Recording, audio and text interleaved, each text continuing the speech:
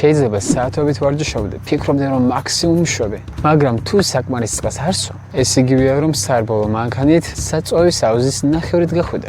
ვარჯიშის დროს არა მარტო ენერგია იხარჯება, არამედ ძალიან ბევრ სითხეს კარგავ ოფლის სახით. ეს სითხე მხოლოდ წყალი არ არის.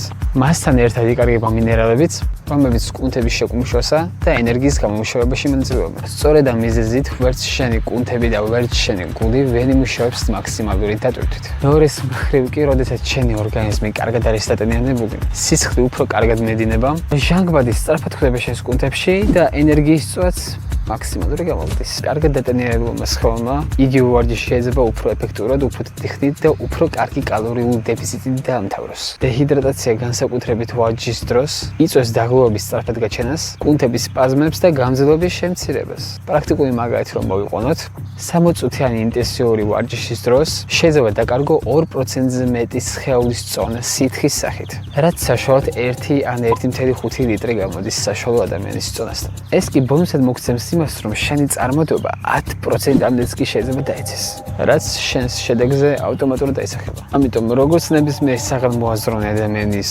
გონება გირჩევდათ, მეც ასევე გირჩევთ რომ დავიოთ წყალში ვარჯიშამდე და ვარჯიშის შემდეგაც. ხოლო თუ გინდა რომ მეტი მსგავსი ვიდეო იხილო ჯანსაღი ცხოვრების შესახებ, გამოიწერახე.